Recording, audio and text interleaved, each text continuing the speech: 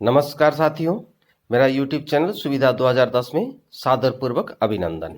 मैं हूं रविकांत भगत। सुनो सुनाओ ज्ञान बढ़ाओ पाठ 197 के माध्यम से आज बात करेंगे 2 जुलाई को घटित महत्वपूर्ण घटनाओं के साथ जन्मदिवस, पुण्यतिथि, उत्सव एवं अवसरों के बारे में। आज के इस एपिसोड में सन 1306 से लेकर आज तक घटित महत्वपूर्ण घटनाओं को आसान और सरल शब्द में बताएंगे। साथ ही साथ ताजातरीन घटनाएं यानी कि करंट अफेयर्स पर एक नजर डालेंगे। अंत में एक स्पेशल टॉपिक पर बात करेंगे। आज का स्पेशल टॉपिक है, क्या चीनी खाना उचित है? जानने के लिए वीडियो को शुरू से अंत तक ध्यान से सुनिए। काम करते करते सुनिए, आराम करते करते सुनिए और दूसरों को भी सुनाए, ज्ञान बढ़ाए। सभी प्रकार की प्रतियोगिता परीक्षाओं में पूछे जाने वाले सामान्य ज्ञान यानी कि जीके को स्ट्रॉन्ग बनाए। आसानी से आपको, आपके आश्रिताओं को सरकारी नौकरी मिले, इसी शुभकामनाओं के साथ हर दिन की तरह शुरू करते हैं आज की सुविचार से।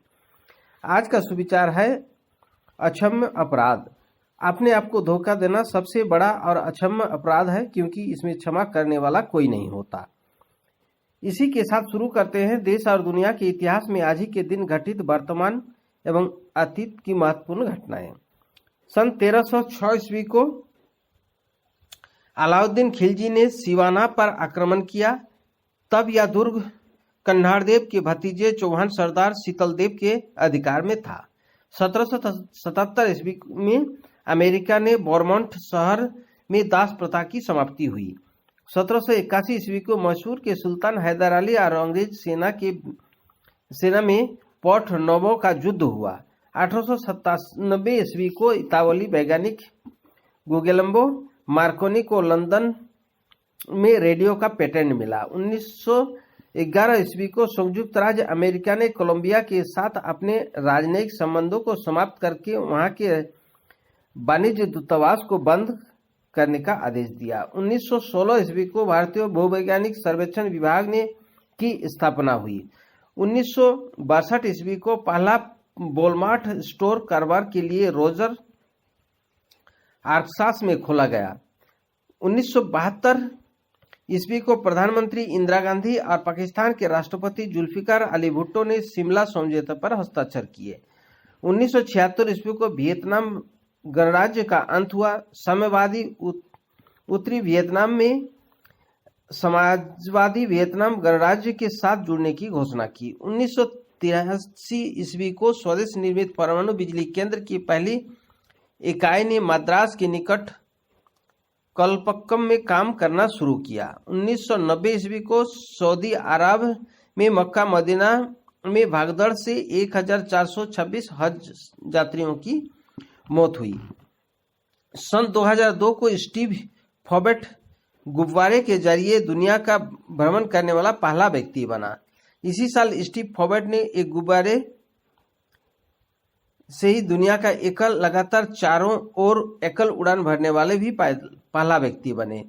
सन 2010 को कांगो में टैंकर ट्रक विस्फोट में 230 लोगों की मौतें हुई। सन 2015 को फिलीपींस ने 220 यात्रियों से भरा नौका डूबने से 62 लोगों की मौत हुई। अब उन महान व्यक्तियों को याद करते हैं जिनका जन्मदिवस आज है। 1954 ईस्वी को भारत के प्रसिद्ध पार्श्व गायक मोहम्मद अजीज का जन्मदिवस है। 13वीं और 15वीं लोकसभा के सदस्य चुने गए तूफानी सरोज का जन्म 1956 ईस्वी को हुआ। भारत के राजनीतिक अशोक घोष का जन्म 1921 को। भारतीय योगाचार्य स्वामी राम का जन्म 1925 ईस्वी को। हिंदी फिल्म के मशहूर अभिनेत्री आशालता वांगवाकर, जो मराठी और हिंदी फिल्म के अभिनेत्री थे, उनकी जन्म हुआ 1941 को। संयुक्त राज्य अमेरिका के अभिनेता रॉन सिल्वर का जन्म 1946 को। प्रसिद्ध जनकवि अशोक धनवा का जन्म 1948 को। भारतीय अभिनेता पवन मल्होत्रा का जन्म 1958 ईस्वी को। भारतीय अभिनेत्री अनुपमा वर्मा का जन्म 1981 को और भारतीय अभिनेत्री गौतमी का जन्म 1968 ईस्वी को हुआ। अब उन महान व्यक्तियों को याद करते हैं जिनका निधन आज ही के दिन हुआ था। संयुक्त राज्य अमेरिका के कर लेखक अर्नेस्ट हेमिंगवे का निधन 1961 ईस्वी को। संयुक्त राष्ट्र अमेरिका के अभियंता डगलस एंजलवर्थ का निधन 2013 को हुआ। अब बात करते हैं आज ही के दिन मनाए जाने वाले महत्वपूर्ण उत्सव एवं अवसरों के बारे में। आज अंतर्राष्ट्रीय खेल पत्रकार दिवस है।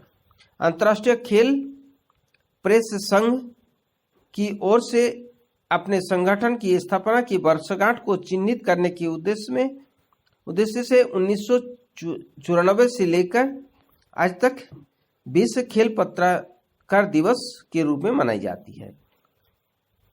The international sports press association AIPS का गठन 2 जुलाई 1924 को पेरिस में ग्रीष्मकालीन ओलंपिक के दौरान हुआ था।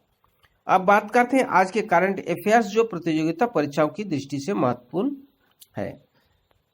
राष्ट्रीय करंट अफेयर्स में रक्षा मंत्री राजनाथ सिंह ने अपने वियतनामी समकक्ष सीनियर लेफ्टिनेंट जनरल फा वन ज्ञान के साथ ऑनलाइन बातचीत की। एयर मार्शल विवेक राम चौधरी ने वायुसेना उप प्रमुख के रूप में कार्यभार संभाला।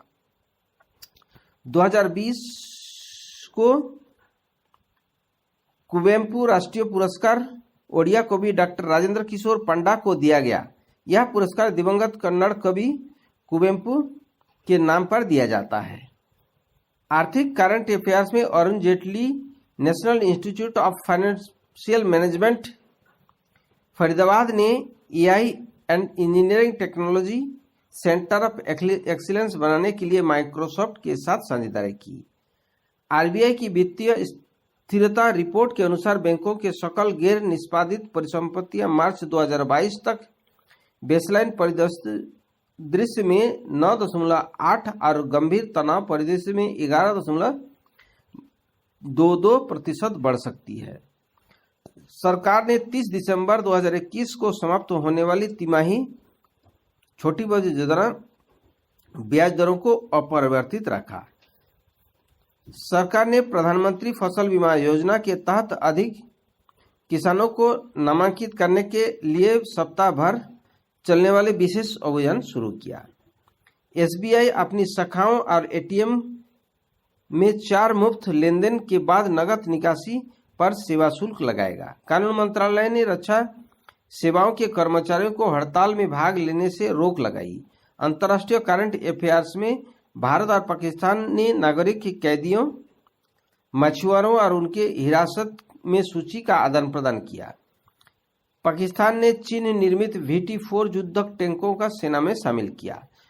पूर्व अमेरिकी रक्षा मंत्री डोनाल्ड रम्सफेल्ड का 88 वर्ष की आयु में निधन हुआ। विश्व बैंक ने कोरोना वायरस वैक्सीन फंडिंग को बढ़ाकर $20 मिलियन कर दिया।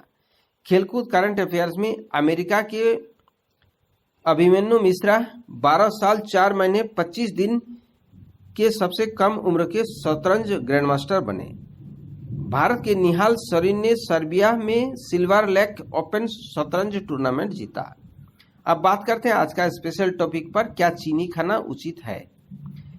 क्या चीनी खाना उचित है या नहीं, इसे जानने के लिए हमें जानना होगा चीनी खाद्य पदार्थ है या नहीं।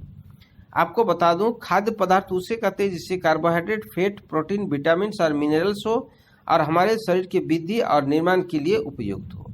हमारे शरीर में पाचन तंत्र इस प्रकार से बना हुआ है कि जो भी खाद्य पदार्थ खाते हैं अंत में ग्लूकोज ही बनता है, जो चीनी का ही विशुद्ध रूप है। और शरीर में इसका निर्माण जरूरत से ज्यादा होने पर कंट्रोल करने के लिए हमारे अग्नाशय में एक जगह जिसका नाम आइलैंड ऑफ नेगरेंस है। इस लिहाज में देखा जाए तो चीनी एक शुद्ध कार्बनिक पदार्थ है जिसे कार्बन, ऑक्सीजन और हाइड्रोजन होता है, जो हमें खाद्य पदार्थ से प्राप्त हो जाता है। इसलिए स्वास्थ्य के लिहाज में देखा जाए तो चीनी खाने के लिए उपयुक्त नहीं है। शरीर के लिए फायदेमंद तो नहीं, लेकिन नुकसानदेह जरूर रहेगा। साथियों, इसी के साथ आज के लिए विदा लेता हूं। वीडियो देखने और चैनल के साथ जुड़े रहने के लिए धन्यवाद। वीडियो को लाइक कर सभी ग्रुप और दोस्तों को शेयर कर दें। अगर आप नए दर्शक हैं तो चैनल को सब्सक्राइब कर ऑल नोटिफिकेशन बेल आइकन को दबा दें। नेक्स्ट वीडियो और नई जानकारी के साथ कल फिर मिलेंगे। आपका दिन मंगलमय हो, परिवार के सभी लोग स्वस्थ रहे, मस्त रहे, खुश रहे, इसी शुभकामनाओं के साथ जय हिंद, जय भारत।